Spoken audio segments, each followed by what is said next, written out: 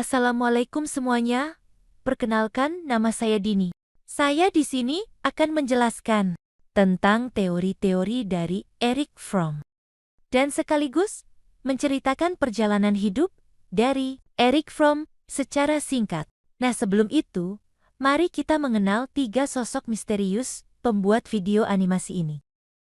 Pertama, ada Kakak Vivi. Kak Vivi ini tugasnya mengajarkan saya tentang teori-teori dari Erich Fromm. Karena dialah saya bisa dengan mudah menjelaskan teori-teori dari Erich Fromm ini. Kemudian, yang kedua, ada Kakak Rizky. Kak Rizky ini mirip-mirip kayak Kakak Vivi ya. Dia yang bantuin saya mengenal sosok Erich Fromm. Sampai saya bisa dengan mudah menceritakannya kepada teman-teman semuanya. Nah, yang ketiga, sekaligus yang terakhir, ada Kakak Giza. Nah, Kak Giza di sini tugasnya mengedit dan sekaligus membuat video animasi ini. Ya, walaupun HP-nya kentang, di sini dia berhasil menyelesaikan pembuatan video animasinya. Oke lah, tanpa basa-basi lagi, mari kita masuk ke dalam pembahasannya.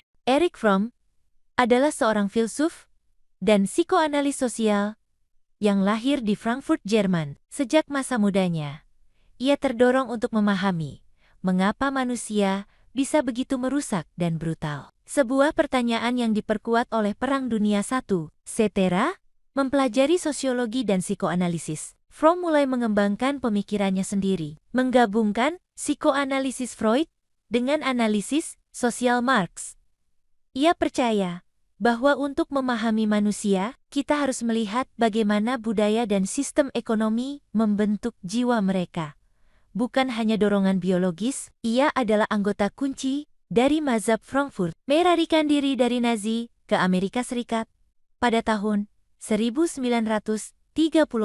Ia menuangkan gagasan utamanya dalam buku Lari dari Kebebasan Escape from Freedom. Intinya, Fromm bertanya, mengapa manusia, ketika diberi kebebasan di dunia modern, justru seringkali merasa kesepian dan memilih menghindar dari tanggung jawab kebebasan dengan cara tunduk pada otoritas atau menjadi robot konformis. AIE juga dikenal luas berkat karyanya Seni Mencintai, The Art of Loving, di mana ia mengajarkan bahwa cinta bukanlah perasaan pasif, melainkan sebuah seni yang aktif yang menuntut usaha, kedewasaan, dan praktik. Fromm menghabiskan hidupnya sebagai humanis, sosialis, menyerukan masyarakat yang memprioritaskan menjadi di atas.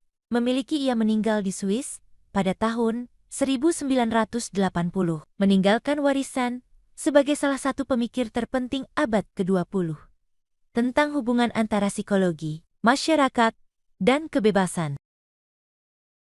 Nah, sekarang kita masuk ke teori-teori dari Erich Fromm. Kita awali dari kecemasan.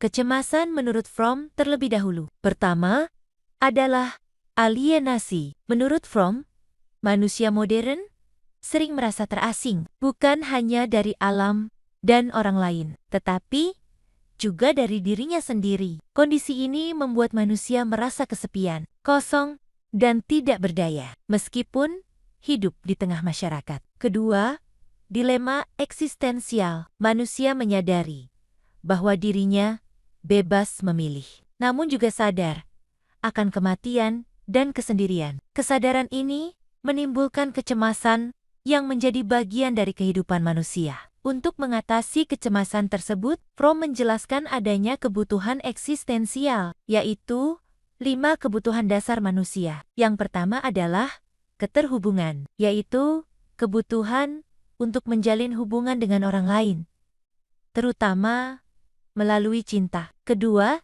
transendensi, yaitu dorongan untuk melakukan hal yang bermakna dan kreatif. Ketiga, keberakaran, yaitu kebutuhan untuk merasa memiliki tempat, seperti dalam keluarga atau lingkungan sosial. Keempat, identitas, yaitu kebutuhan untuk menjadi diri sendiri, bukan sekadar mengikuti orang lain. Kelima, kerangka orientasi, yaitu kebutuhan akan nilai atau keyakinan sebagai pedoman hidup. Selanjutnya adalah cinta produktif. Fromm menyatakan bahwa cinta produktif merupakan cara paling sehat untuk memenuhi kebutuhan manusia. Cinta ini bersifat dewasa, saling memberi, dan membantu orang lain berkembang tanpa kehilangan jati diri. Namun, jika manusia tidak mampu menghadapi kecemasan, maka akan muncul mekanisme pelarian. Contohnya adalah menyerahkan diri pada kekuatan orang lain,